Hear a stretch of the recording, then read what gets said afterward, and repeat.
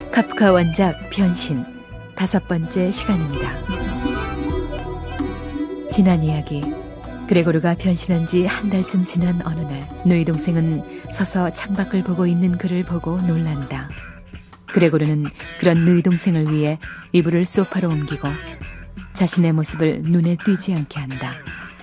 최근에 그는 벽이나 천장을 기어다니는 걸로 기분 전환을 했다. 누이 동생은 그를 위해 가구를 치우기로 한다. 그레테와 함께 옷장을 옮기던 어머니는 가구를 옮기지 말자는 제안을 했지만 결국 가구는 하나씩 옮겨진다. 그레고르는 가구를 치워 방안을 동굴로 만들지 않기로 했다. 그래서 그들의 작업을 멈추게 하기 위해 모습을 드러냈고, 어머니는 그 충격으로 실신하게 된다. 그리고 외출했던 아버지가 돌아왔다. 그의 눈앞에 나타난 아버지. 그 아버지는 예전의 아버지와는 너무도 다른 모습을 하고 있었다.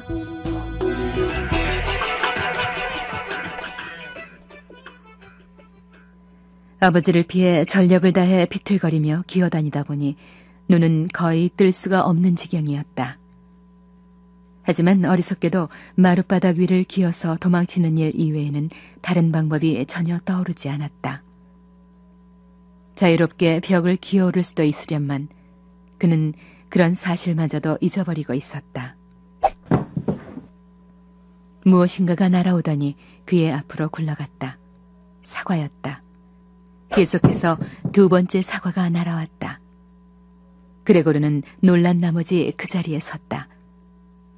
아버지가 사과로 그에게 폭탄 세례를 퍼붓기로 결심했으므로 더 달려봐야 소용이 없었다. 식탁 위에 있던 과일 접시의 사과로 주머니를 가득 채우고는 겨냥도 하지 않은 채 마구 던지기 시작한 것이다. 꺼져버리라고! 죽여버릴 테다! 제발 죽어라, 죽어! 네가 내 아들이라니! 끔찍해! 당장 죽어버려라! 작고 빨간 사과는 전기장치로 조종되는 것처럼 마룻바닥 위로 굴러다니면서 서로 부딪혔다. 슬쩍 던진 사과 한 알이 그의 등을 스쳤으나 별 상처는 입지 않았다. 그런데 이어서 날아오던 사과 한 알이 등에 정통으로 박혔다. 갑작스럽게 닥친 믿기 어려울 만큼 심한 통증을 잊어버리기라도 하려는 듯 그레고르는 다시 도망치려고 했다.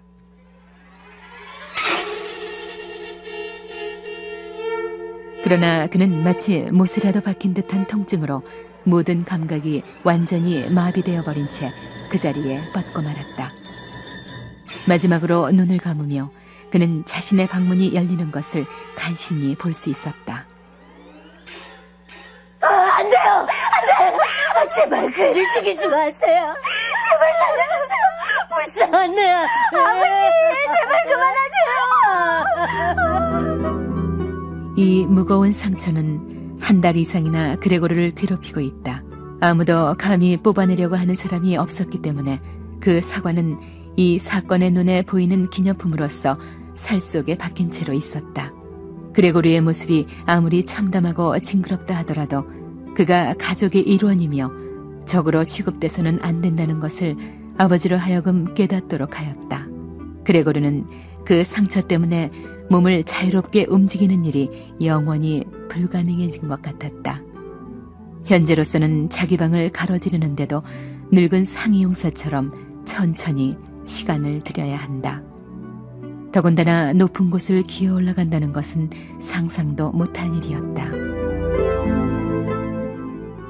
그의 상태가 이렇듯 악화된 대신 그의 생각으로는 아주 충분한 보상을 받았으니 거실과 그레고르의 방을 가로막고 있던 문이 열리게 된 것이다. 그에겐 문이 열리기 한두 시간 전부터 뚫어져라 그 문을 응시하는 습관이 생겼다. 어두운 방 안에 있는 그의 모습은 거실에 있는 사람에게는 보이지 않았고, 반대로 그레고르에겐 가스등이 환히 켜진 테이블 주위에 모여있는 가족의 모습이 보였다. 말하자면 그들의 대화를 가족들의 허락하에 예전보다는 훨씬 자유롭게 들을 수가 있게 된 것이다. 출장 중 그 어느 싸구려 호텔에서 눅눅한 침대 속에 지친 몸을 던져야 했던 시절, 그레고르는 언제나 다소 부러운 마음으로 자기 집 거실에서 떠들썩하게 이야기하고 있는 식구들의 모습을 그리워했는데, 지금 눈앞에 있는 건 옛날에 생기 있는 모습은 아니었다. 지금은 아주 조용히 시간이 흘러갈 뿐이었다. 아버지는 저녁을 들고 나서 곧 안락 의자에 앉은 채 잠이 들었고, 어머니는 등불 아래로 몸을 숙이고 양장점에서 맡긴 얇고 부드러운 고급 속옷 바느질을 했으며, 점원이 된 누이 동생은 장래에 더 좋은 일자리를 구하기 위해 밤이면 속기술과 프랑스어를 공부하고 있었다. 아버진 이따금씩 눈을 뜨곤 했다. 아니, 여태 일을 하는 거야? 그 바느질을 언제까지 할 건가? 이제 그만 좀 쉬지 그래. 10시가 넘었어요. 그만 침대로 가서 편하게 주무세요. 그 제복도 그만 벗으시고 편하게 주무세요. 내일 새벽 6시에 출근하시려면 푹 쉬셔야 해요. 난 괜찮아. 여보. 아버지. 자, 어서 침대로 가세요. 이것이 인생이로구나. 이것이 내 옛 시절의 평화로구나. 이것이 내 노후의 휴식처다. 그리고 아버진 두 여인의 부축을 받으며 힘겹게 몸을 일으켰다. 그것은 마치 자기의 몸이 자신에게도 무거운 짐으로 느껴진다는 듯한 모습이었다. 아버지는 그녀들의 부축을 받으며 문 앞까지 오면 이제는 됐다는 손짓을 하고 거기서부터는 혼자서 걸어갔다. 일에 지치고 피곤에 빠진 가족들 중에서 누가 절대적으로 필요한 것 외에 그레고르 걱정을 하겠는가. 집안 살림은 점점 어려워졌다. 하녀도 결국 내보내게 되었고, 그 대신 머리에는 백발이 날리고 뼈가 굵고 몸집이 큰 할멈이 주석으로 드나들며 가장 힘드는 일만 거들어줬고, 그 외의 일은 어머니가 바느질을 하며 해냈다. 심지어 어머니와 누이 동생의 장식품도 팔게 되었다. 그러나 가장 큰 두통거리는 언제나 주거 문제였다. 집이 너무 컸지만 이사할 방책은 서지 않았다. 그레고르를 어떻게 옮겨야 할지 모르기 때문이었다. 하지만 그레고르는 이사를 방해하는 게 자신 때문만은 아니라고 생각했다. 이사를 방해하는 가장 큰 원인은 오히려 완전한 절망감과 자신들의 친지들 사이에서는 유례가 없었던 불행을 그들이 겪고 있다는 생각 때문이었다. 아버지를 잠재우고 어머니와 누이 동생은 다시 거실로 돌아왔다.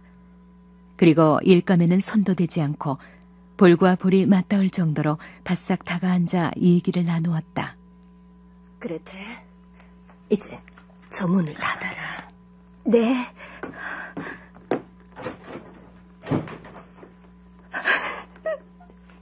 언제나 이 고생이 끝날까? 어머니.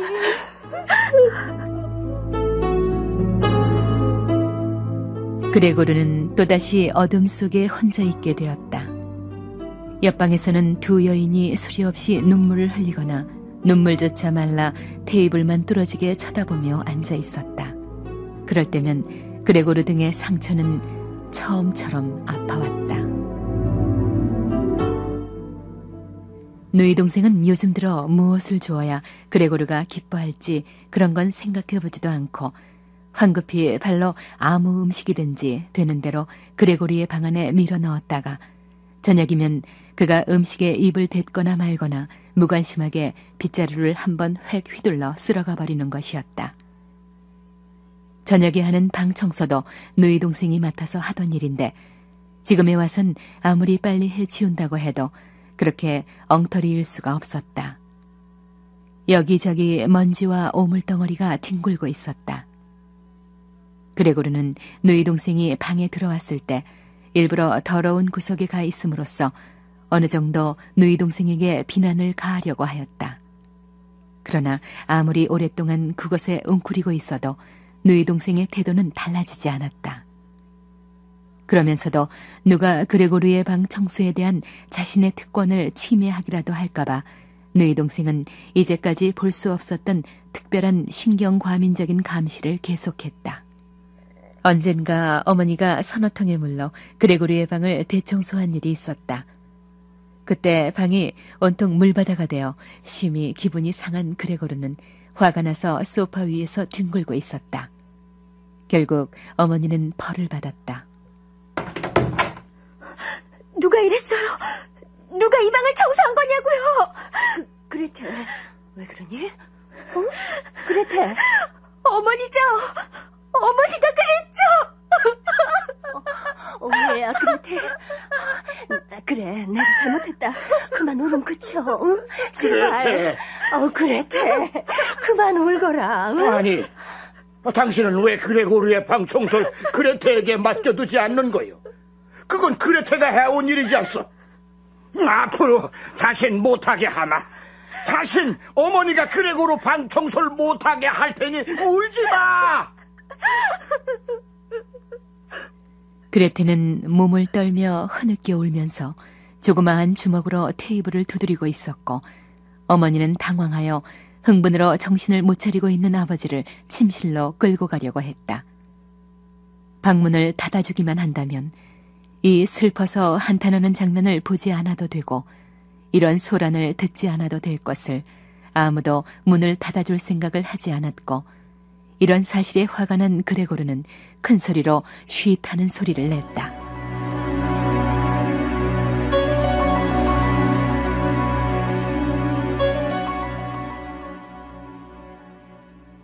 그러나 아무리 누이 동생이 낮 근무에 시달려 그레고르를 돌보는 일에 실증을 내고 있다 할지라도 어머니가 딸 대신으로 애를 쓸 필요는 조금도 없었다. 왜냐하면 할멈이 있었기 때문이다. 그 긴 일생 동안 튼튼한 몸으로 온갖 쓰라린 일을 겪어온 할멈은 그레고르를 처음부터 조금도 무서워하지 않았다. 언젠가 우연히 그레고르의 방문을 열었다가 그레고르를 봤다. 화들짝 놀란 그레고르가 누구에게 쫓기는 것도 아니면서 이리저리 기기 시작했고, 그녀는 놀라서 꼼짝 않고 서 있었다. 그 후 할멈은 아침 저녁으로 잠깐씩 문을 조금 열어 그레고르를 들여다보기를 거르지 않았다. 말똥벌레야, 말똥벌레야, 이리 좀 와봐. 어디 숨은 거야? 아휴, 거기 있구나. 이리 좀 와봐.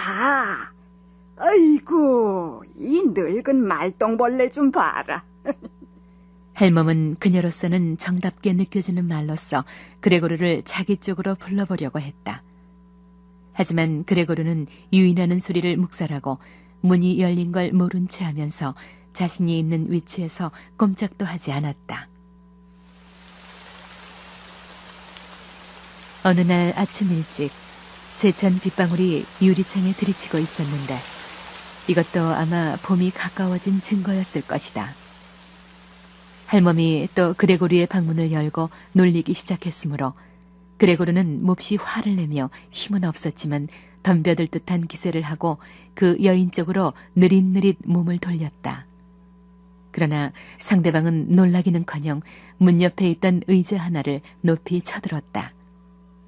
입을 크게 벌리고 선 그 모습은 손에 든 의자로 금방이라도 그레고르의 등을 내리칠 것만 같아 보였다. 그녀는 그레고르가 다시 방향을 돌리는 걸 보며 이렇게 말했다. 뭐야, 겨우 그거야? 나한테 진 거지? 나한텐 안 되겠지?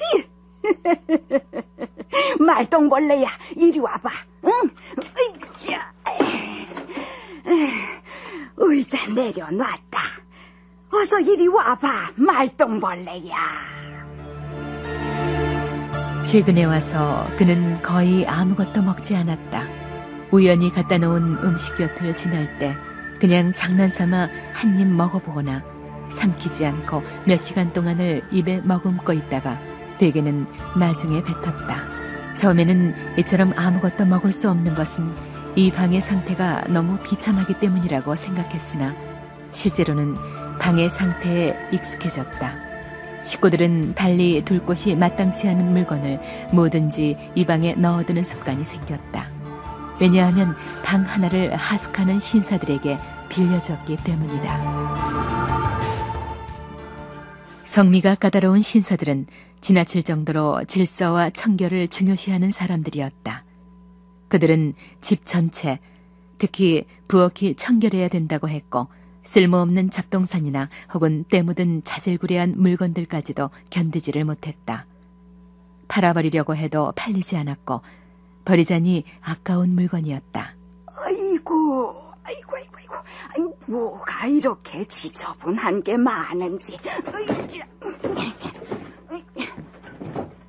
무엇이든 필요치 않은 건 언제나 바쁘게 설쳐대는 할멈이 그레고리의 방으로 끌고 왔다.